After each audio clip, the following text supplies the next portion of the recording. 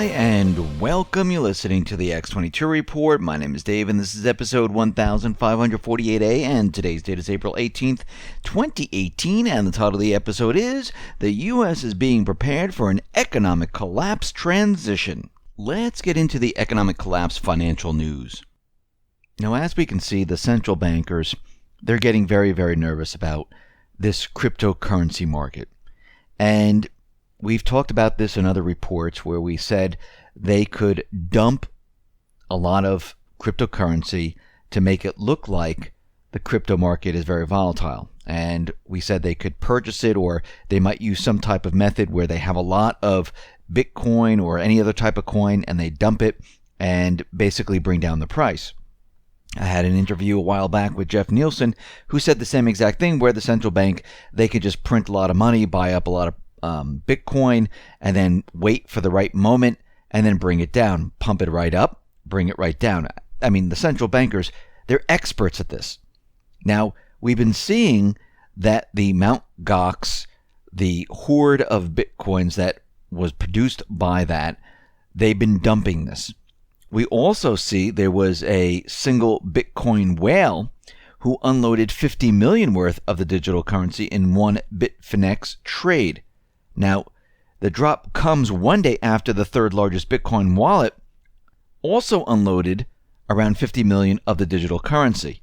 So what they've done is they brought the price down. And basically they let go about 6,600 Bitcoins at an average price of about 8,026. And basically when you combine the two, it's about $100 million worth of Bitcoin that was dumped in 24 hours. Now, what's very interesting about this is that New York Attorney General Eric Schneiderman launched an investigation into 13 cryptocurrency exchanges, including Coinbase, Gemini, BitTrust, and the probe seeks information on fees, volume data, procedures governing margin trading, among other things. And the news hit some 4 hours prior to the sale. Now, the news came out that they were looking into this. They made the sale, making it look very volatile. And then Christine Lagarde comes out and says that cryptocurrencies, well, we need to have regulation. There needs to be, and we should require regulations in the crypto space. So it looks like they are pushing to control the crypto market and have governments step in, create regulations, and basically control the entire market. Remember, the central bankers, if they can get the governments to cooperate and place these regulations to basically say, and in the regulation you can say these are not currencies, these are commodities, these, have to be traded in this way, you can't use them to purchase. I mean, this is really what they want in the end. Now, what we see is that this market is very volatile today. The central bankers are pushing their agenda. They're making it seem like you shouldn't own this. And really what's happening is that more and more people are looking at this, and countries and other central banks that are not part of the private Western central bank system, they're looking at this and saying, you know something? This is a way around the dollar. And as we see the dollar collapse, we can see that this is an alternative. Now, the days of just holding the cryptocurrency and just crossing your fingers that it goes up, I think those days are over. I mean, they might come back during the period of time that the entire system is breaking down and cryptocurrencies are rising because the manipulation is gone, just like with gold and silver and everything else. But until that time, you need to navigate around all of this. Now, a lot of people have joined the trading room where you have traders in there showing you and putting up charts, and it's an entertainment room showing you the trades that they do, and a lot of people have been making quite a bit of money. I'm in the room, not as often as I'd like to be, but I'm learning just like everyone else. There is a separate room just for the X22 people who sign up. There's also a school that can train you on how to purchase cryptocurrency, how to sell cryptocurrency, and then once you learn that, you can go into the trading room and you can go in there and ask questions. You can find out information, and people have been making quite a bit of money. I mean, I made a trade just the other day and actually made some money off of this. So they navigate you around all of this that is happening today. Now, again, it's not foolproof. You're going to have your ups and downs there, but the learning, the communication is fantastic. All you need to do is go to X22reportschool.com. It will bring you to the web page that will explain what the school is, what the trading room is. There's also a link on the X22report.com website. It's on the right-hand side. You can see the banner there, and you can go there. You can take a look, and you can decide, what you want to do at this point. But again, there's a lot of people that are in there, a lot of people working together to get around this, and the two individuals, Crypto Z and Crypto Cowboy, they are incredible in the trading room. They really know what they're talking about. So just visit it, take a look, see if it's for you, and this is a good way to learn and then learn how to trade in and out of cryptocurrencies. Now, a couple reports ago, we talked about how Trump was looking at the Trans-Pacific Partnership, looking at it to join the TPP. He would like to rewrite it. He wanted to basically mold it into what he wanted it to be, to join the One Belt, One Road system with China. And he looked at the TPP. Now, there were individuals that were pushing him into this. Mnuchin was one of them, Goldman Sachs boy, deep state operative. There were other individuals that were also pushing this, but I noticed a lot of the articles that were coming out. Mnuchin was saying, yes, we're looking at the TPP once again. Yes, we're looking at the TPP once again. And Trump did assign individuals to look at it, and they looked at it and they said, listen, it doesn't fit into what we want to do here. I mean, they looked at it and it just did not fit whatsoever. Now, this is coming from Trump. He said he opposed to the U.S. re-entering the TPP and instead advocated for establishing bilateral trade deals with countries. He said, while Japan and South Korea would like us to go back into TPP, I don't like the deal for the United States. Too many contingencies and no way to get out if it doesn't work. He added that bilateral deals between two nations are far more efficient, profitable, and better for American workers.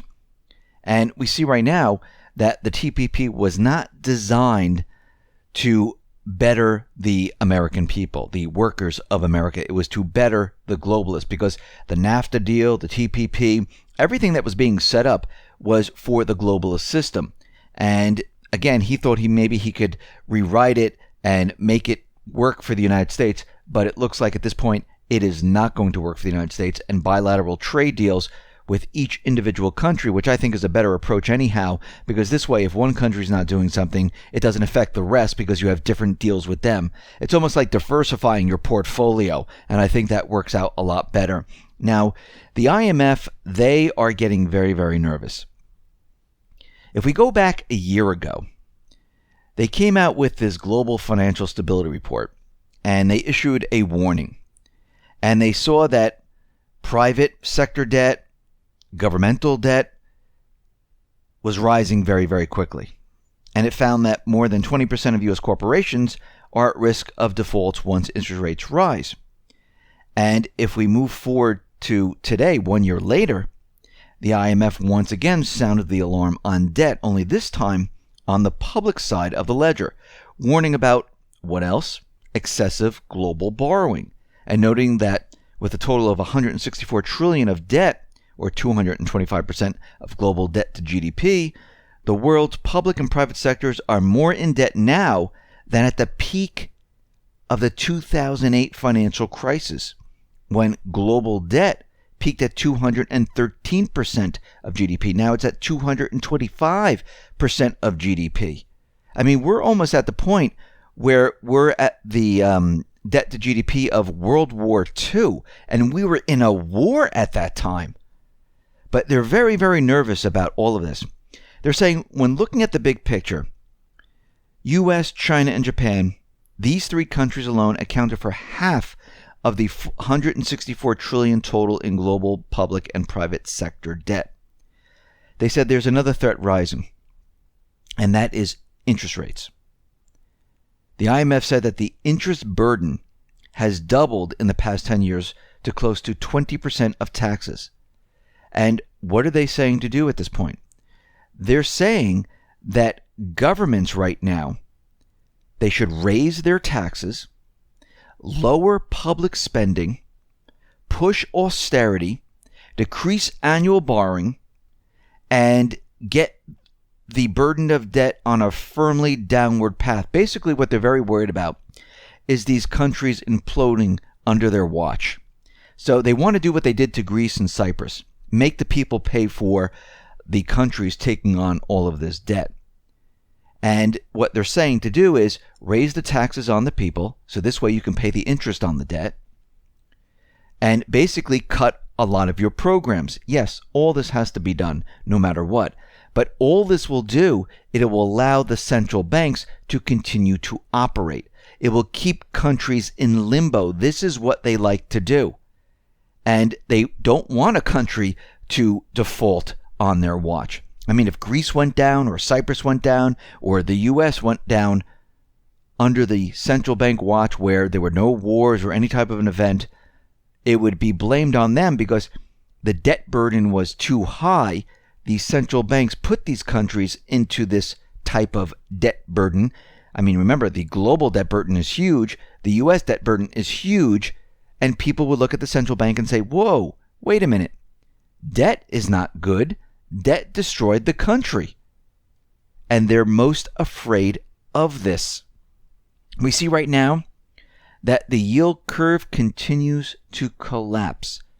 Since the Fed hiked rates in March, the yield curve has collapsed. And Fed Williams warned that the yield curve inversion is a warning signal, noting that an inverted curve was a powerful recession signal, and added that if the yield curve inverted, well, this would be a major problem because guess what?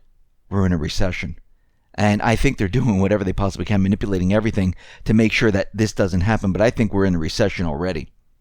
Now, what's very interesting, Trump tweeted out that Russia and China, they're playing this currency devaluation game. And the Treasury came out before he even said this, that, yeah, we see there's no type of currency manipulating countries out there whatsoever. The report says there's absolutely none. Now, what's very interesting about this, Trump mentioned this, and Q posted different breadcrumbs on the 8chan board. Post 1157, 1158, 1159, and 1166.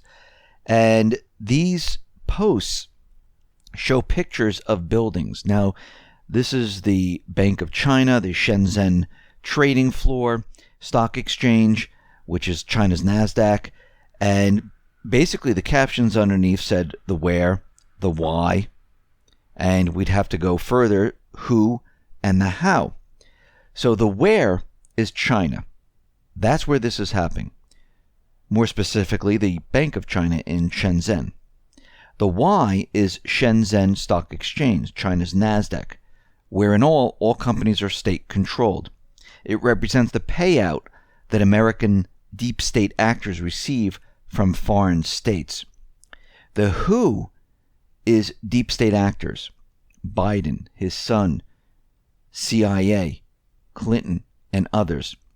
The how is by passing American military technological state secrets to Chinese players in return for lucrative business deals and money. This all happens as China purposely weakens its currency, which causes more companies to move manufacturing operations there because it's cheaper. Meanwhile, America loses its technology and military supremacy in the process, and we are forced to purchase vital goods like steel, mobile phones from the same foreign states who would like to sabotage our standing. And there are pictures, and Biden, Hunter, his son, and others have visiting China in this area quite often. And there's a reason why Q put this up there, because Q wants us to research this a little bit more. And why is Trump saying that China is devaluing their currency? These are some of the reasons. And of course, the Treasury saying, no, everything looks good. But behind the scenes, this is what is really happening. Now, what's very interesting is that the Fed came out with their beige book, and they are in a panic right now.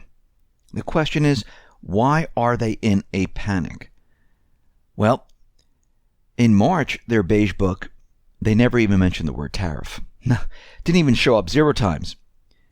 In this latest beige book for April, they mentioned the word tariff 36 times. Now, the Fed appears to be freaking out over the inflationary impact of tariffs. Now, think about this for a second.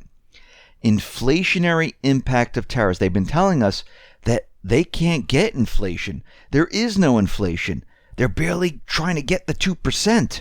But of course, we can see inflation in food, in fuel, where they pushed it into housing, into the stock market. They pushed inflation overseas. And they're very, very worried about this. So they're worried about tariffs in a growing, vibrant economy. Now think about this. They're worried about inflationary impact of tariffs in an economy that's strong, it's growing, and everything is fine. I mean, if this was true, there would be no panic because businesses could simply pass on these costs to consumers. But the fact that there are no less than 36 instances of tariff panic confirms all you need to know about the pricing power of U.S. businesses. There is none. And what is more problematic is whether the Fed will view inflationary tariffs as a reason to hike rates again in 2 months, or to keep them unchanged due to the resulting decline in consumer purchasing power. Now let's think about this for a second. Trump put these tariffs into place. Remember, the push is to bring down the economy, to destroy not the people's economy, the central bankers' economy. Now, the IMF getting very worried about the debt problem. They're saying governments need to control this. They're worried about the cryptocurrency market, saying we need regulation. The Fed is out there saying tariffs are going to have an inflationary effect on the country. Well, to bring the economy down and to blame all of this on the central banks, well, put tariffs into place, have inflation hit the public, have the central banks raise rates, which would start a catastrophic event of the housing market falling apart because of rising interest rates, the auto loan, the student loan market all falling apart because of rising interest rates.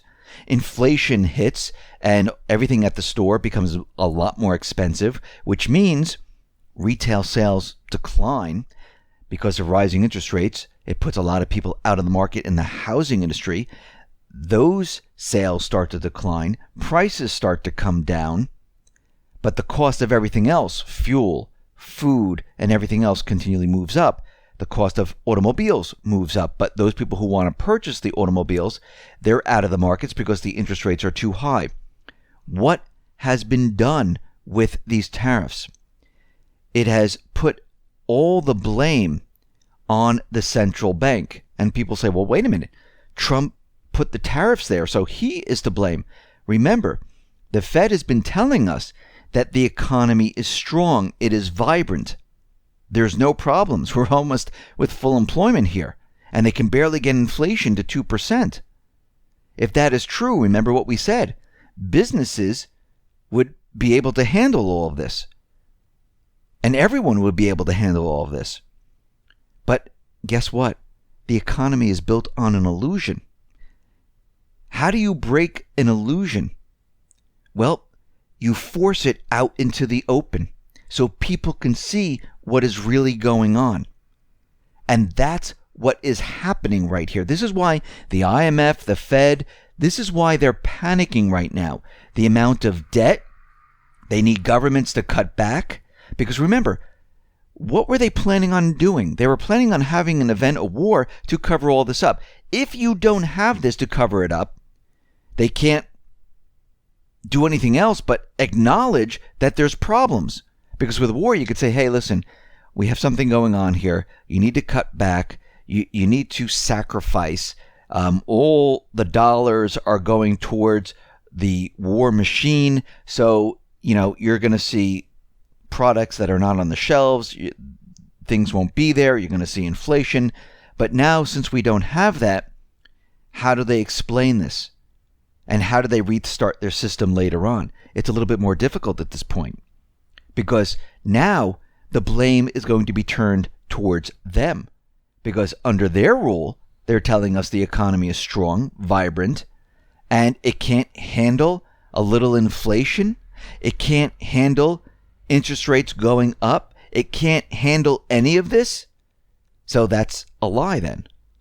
The Fed has been feeding us a lie. The IMF has been feeding us a lie. The biz has been feeding us a lie, which will then change the narrative. Who controls the narrative then? It would be Trump, the Patriots. How can you turn this around? Well, because of the Fed raising interest rates, because of the Fed who couldn't control inflation, because of the Fed who lied to us that this economy is vibrant and strong, we need to find out what the Fed has been doing. Let's put an audit bill in place and go audit the Fed to find out the truth. So we can see right now, this is what is being set up right now. The entire economic system is being set up for a collapse and a transition. Those in power tried to push Trump into the TPP. He looked at it, and guess what? He can't change anything. It doesn't work for the country. Bilateral trades are better. TPP still out. And again, these globalists, they're going to continually try. They're not going to give up. They're going to try and try and try until the very, very end. But at that point, I think it's going to be too late. He will control the narrative. We will be entering a transition, so you better be ready and prepared.